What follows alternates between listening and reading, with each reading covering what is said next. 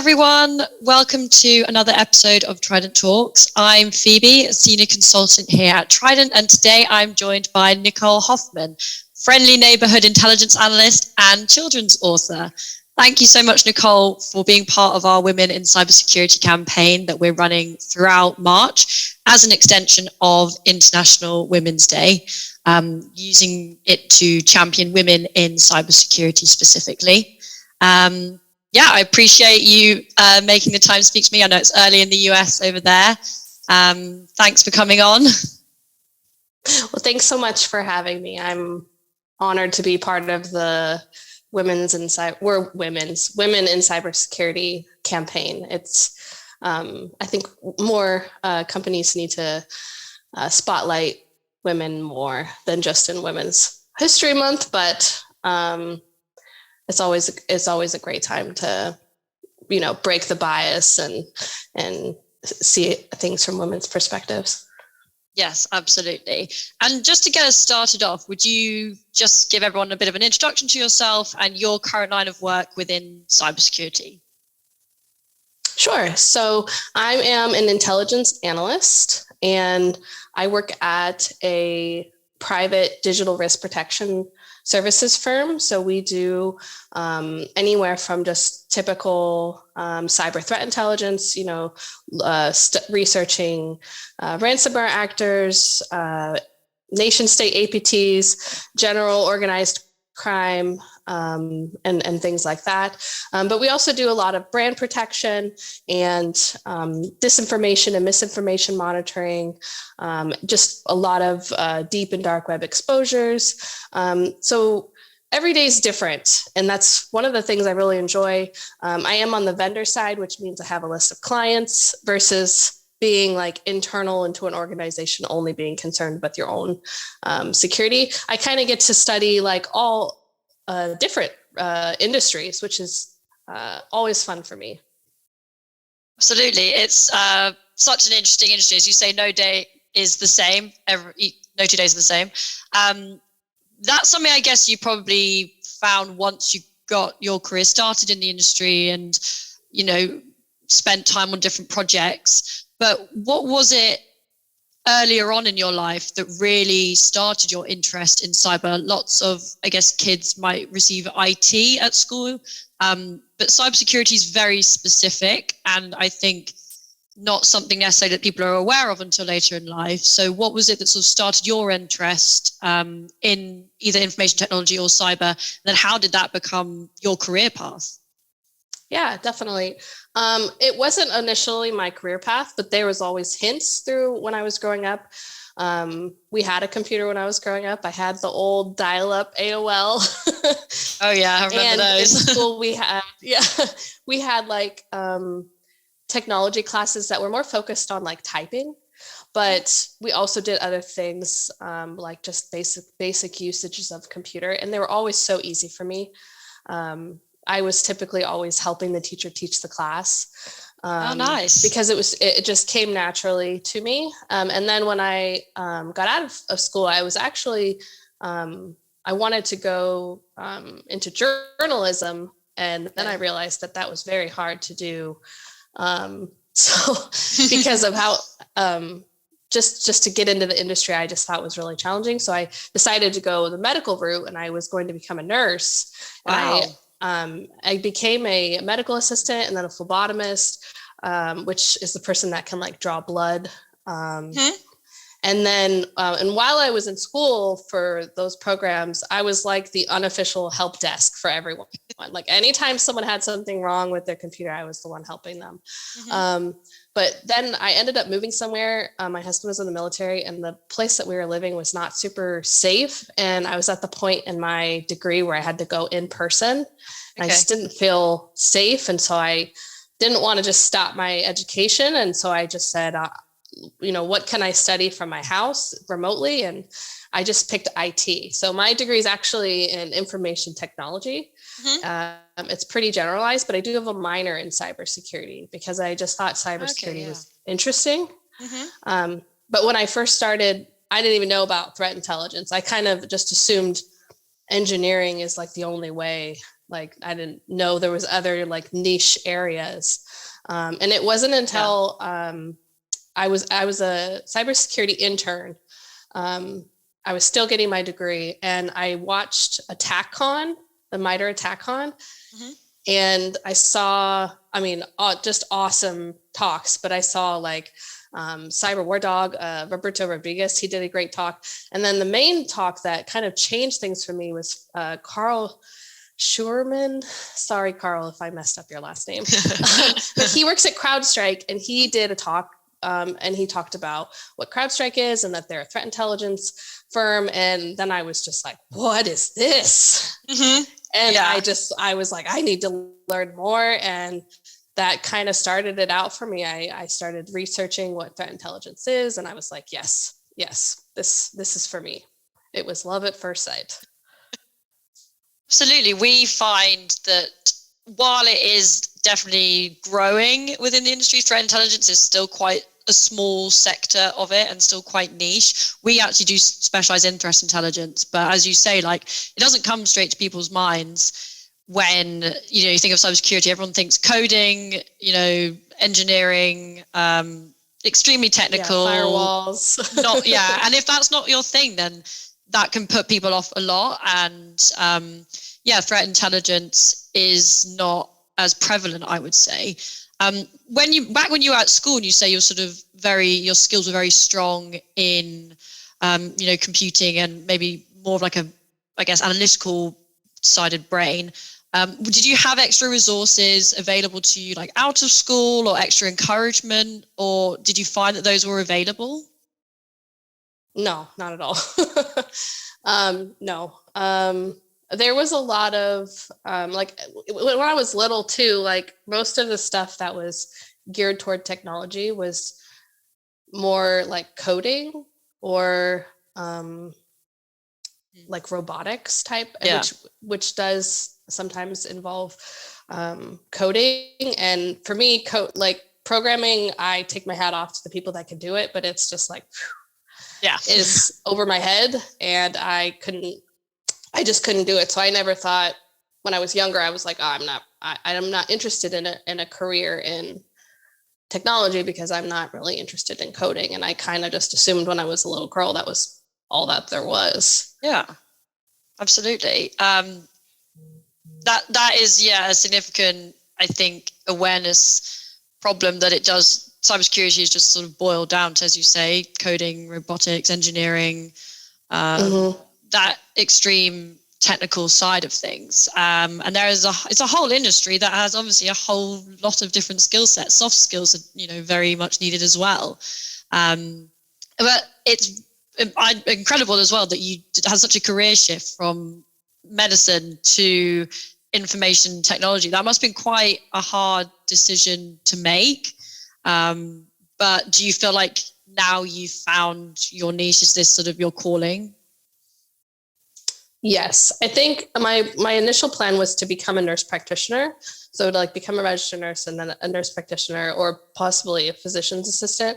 I think I probably could have excelled at that job too, because there is a certain amount of like mystery to solve, So it's I find that the fields are very similar because they both require research and things like that. But the great thing about working in technology is I get to work remotely. So I get to spend loads of time with my kids, and that's invaluable to me. So I think I would have excelled in the medical field, but I think I found my true passion. Yeah, absolutely. And from the perspective, focusing on our International Women's Day, I think quite openly it's acknowledged that there is sort of a gender discrepancy in cybersecurity, particularly in more the technical roles. How's your experience been as a female coming into the industry and establishing yourself? And from that point of view, especially in a more sort of technical role. Yeah, it's been rough. I won't lie. When I was first starting out, I was trying to network, but I wasn't very good at it, only because it just, you know, when you're starting out, it almost feels unnatural, like you're kind of bothering people. And so I used to go to conferences, and my husband, he's in technology too. So he'd be going to the conferences, but he'd be like deep into classes or taking tests or something. So while he was doing that, I would try to network and see like, oh, what does this company do? And what does this company do? And there was several times where people, mainly men, would say like, oh, you know, I'd be interested in like telling you more, or I'd be interested in maybe interviewing you for a position that we have opening up. And then they would just hit on me. Oh gosh. And then they would just How say horrible. like, oh, well, you know, I come to your area sometimes. Maybe you're, you know, if you're looking for a mentor, maybe we could go out to dinner. And it's devastating when you're starting out and you get so excited for an interview, and because you think someone saw your worth, and then they just want to hit on you. You're not being taken seriously in the industry. Exactly. Or like, you know, I created, unintentionally, I was doing a research project on the analytic tradecraft. And while I was doing it, I kind of created my own analytic framework. And I thought, this is amazing because this is helping me do my job. And so I think it could help others. And when I announced it, I announced it originally at GrimCon, but I did it again at the SANS CTI Summit. And just instantly I got negative feedback from what I quote the tech bros, saying that it was just total BS, and the intelligence and analytic tradecraft is well documented, and we don't need new stuff and this and that. And I'm like, and I, you know, and they try to gatekeep you and things like that. But I think once I kind of found my voice and I found the strength to kind of stand up to people and put them on blast, and hey, if you're going to say nasty things to me, I'm going to screenshot it and put it on Twitter and hold you accountable. And that's really where I think, I wish I would have found that earlier, because once you get that kind of power, then people can't, you know, once people see that you're standing up for yourself and you're going to hold them accountable, they pipe up real fast. So I think since I've found my voice, it's been a lot nicer, because I don't let people treat me that way anymore. Yeah, no, I'm glad that you're in that position now. But do you feel like the industry is changing for the better? Have you noticed a difference sort of where you are now from where you started?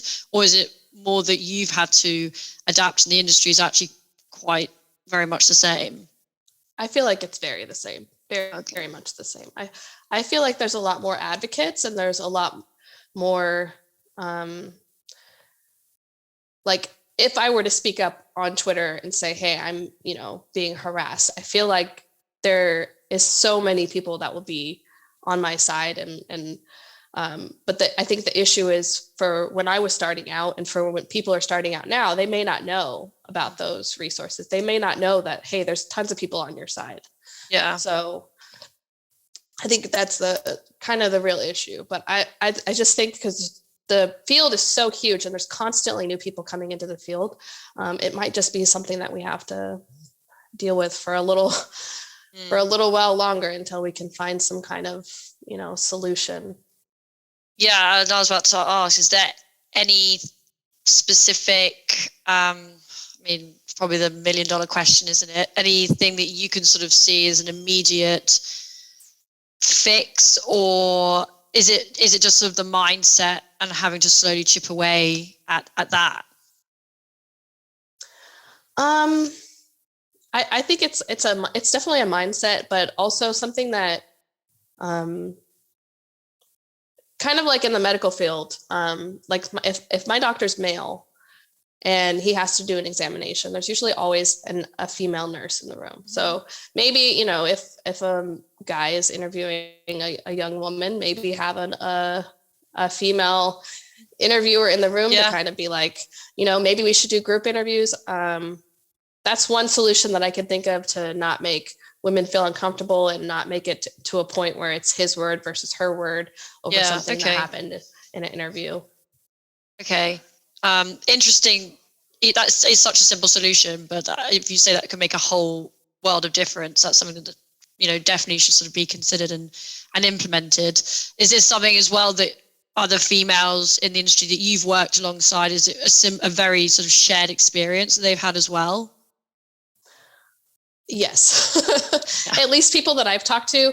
And for a while I thought, because is this just something that I'm dealing with? Maybe I'm just on a soapbox or something. But I've talked to other people where they say that they go to conferences and they dress down. Like they will purposefully try to make themselves unattractive because they don't want to be treated a certain way. Also, you don't want to be targeted. Like I've been to conferences and I've had people, like I've been to Cisco Live, and they have like a specific Cisco app where you can chat with other people. And people ask me, am I traveling alone? Am I traveling with a group? And God, just sort of makes you just feel very uncomfortable and very unsafe. Yes. That's awful. I'm so sorry that you've had those experiences. I will say, DEF CON, I went to my first DEF CON this last year, and it was amazing. It was such a comforting culture, and they have like the security, they're called goons, and they're everywhere. So it's like anytime I feel uncomfortable, I could just find one and they listen, and I thought it was amazing. So I think that gives me hope that at least there's one conference that I can always go to and feel very secure. Okay, well, so all other conferences take note and learn from DEF CON and how they manage the event and how they make the attendees feel. I think so. Yeah, it seems sort of incredible that an issue like that, which I guess is something that is very prevalent to all women, not just necessarily in cybersecurity, is something that spills into, your day-to-day as an analyst in your job. That's something that doesn't seem right. Not only are you sort of already battling that it's very male dominated because of sort of the technical view of the industry, but then you're also having to deal with just the general, issues that come with being a woman and being targeted because of your looks or your sexuality, that sort of thing. So that's also very disappointing to hear that that's also another barrier that women still have to cross in their line of work, not even just sort of, day-to-day in your social life. 100%. Yeah. Yes.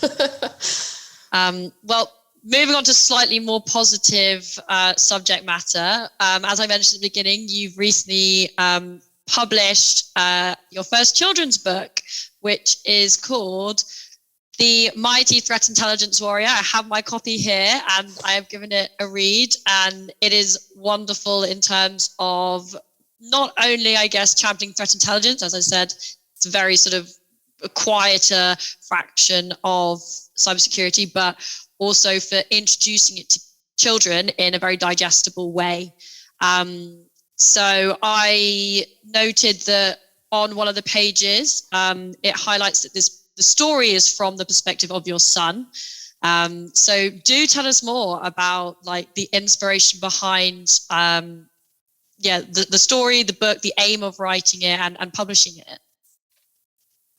Yes. So my kids, so my husband, he's in cybersecurity, but he's an engineer and like an architect. So he does a lot of the internal like firewalls and whatever the architecture. I'm so bad at it.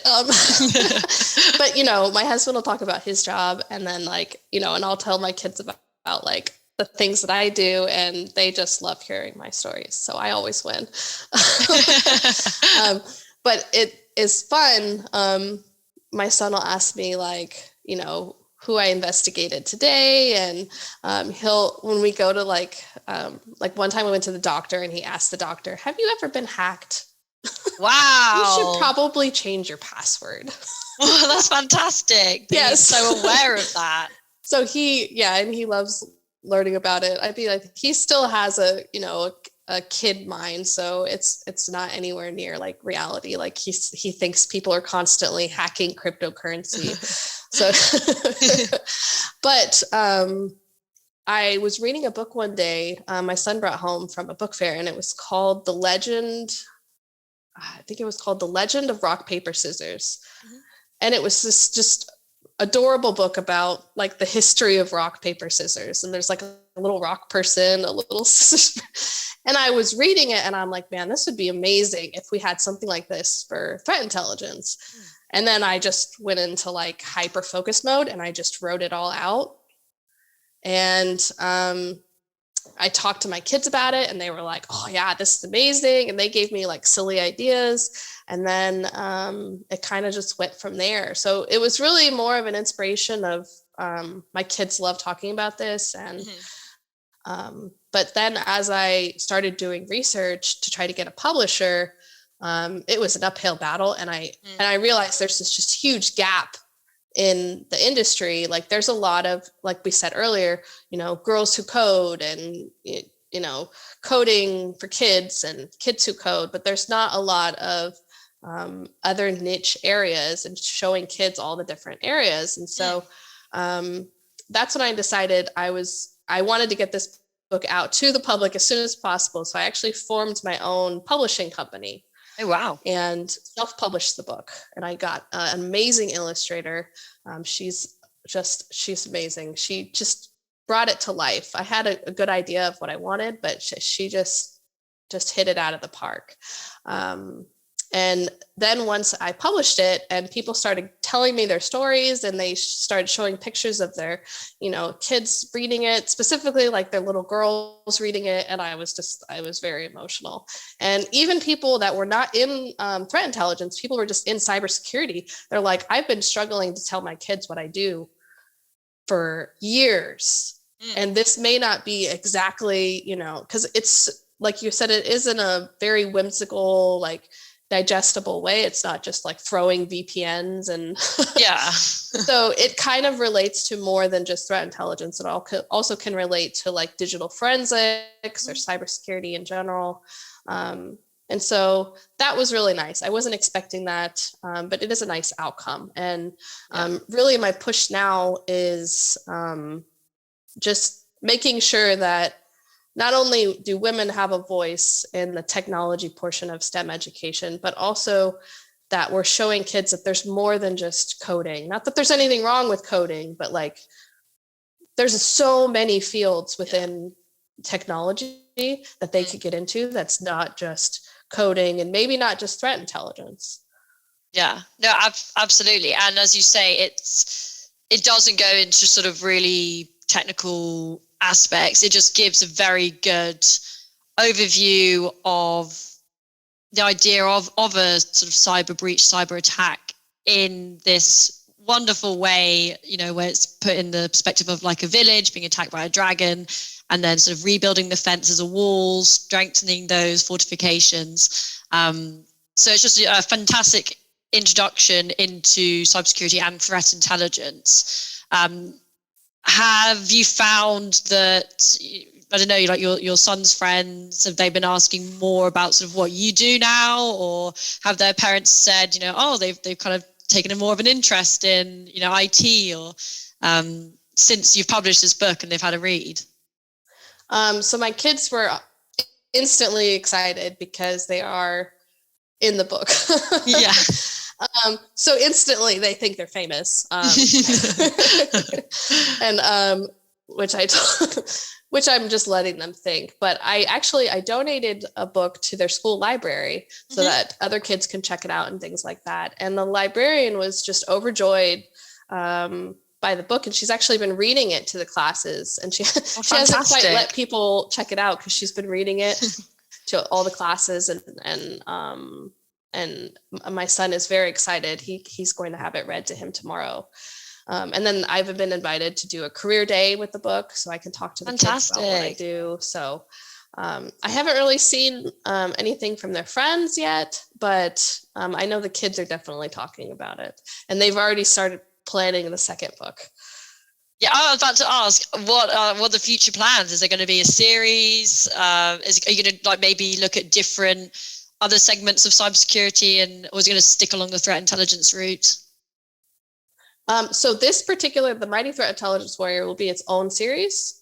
But I am thinking about now the fact that I have my own publishing company. Really, I can just publish, you know, whatever I want now. So I think I might end up doing different fields, maybe take on some additional authors that kind of can describe what they do more. But I may branch out from, technology but I do want to stay in the field of STEM. But I do already have a second one in the works. The illustrator is already signed on. I already have the plot. So it's going to be very exciting. That's very exciting. I think just the whole just project in general is fantastic. We're always sort of trying to push the idea of how to get girls into more STEM subjects. Obviously, it has to kind of come from that very early sort of those early education years. But this isn't just for necessarily just to get girls in. This is just to get all kids interested in cybersecurity, and also get them interested in that threat intelligence side of things. While the story is very digestible for kids, the fact that you've got threat intelligence in the title is fantastic, because that is going to put that in their brain, and they're going to ask, what is threat intelligence, ask their parents to Google it, and it's still then going to open up a very specific division in cybersecurity to them, and it's not going to all just sort of be kept in, I guess, a sort of fictional world. It creates that link. So I think it's a fantastic endeavor just all round. Please tell us where, I've got my book off Amazon. Is that the best place for people to get it? Is there any other places that our listeners can find it? So it's only available on Amazon right now. I do own the rights to it, so I can sell it in other marketplaces, but right now I'm just utilizing their print on demand services. But if any listener is in an area that doesn't have an Amazon store, they can contact me on my Twitter, which is just Threat Hunter Girl without the I, or on my website, threathuntergirl.com. You could also find my Twitter. And I could try to figure out how to get one to you if you're outside of a Amazon zone. Fantastic. Well, thank you so much, Nicole, for coming on and talking about your personal journey in cybersecurity, the struggles that you faced and that continue to be prevalent. We also, especially myself, being a female, hate to hear that those sorts of things are prevalent within, your professional life as well. So there's lots of struggles for women within cyber on many different levels, and we hope that we can work towards overcoming those and bettering the industry. And then, with this fantastic project, we're so excited to hear of more books coming out. I think it's just fantastic to get kids interested on this level, and also, big advocate for threat intelligence because it is less prevalent. Great that that's also something that just people, I guess also parents are learning about too, along with their kids. So thank you so much for coming on and talking to us about your book as well. And yeah, we're going to definitely keep up with the next installments and build out our library, I think, for sure here. That's awesome. Well, thank you so much for having me. It's really an honor to be able to talk about something that I'm so passionate about. No, thank you. The pleasure's all ours, and thank you so much for your time.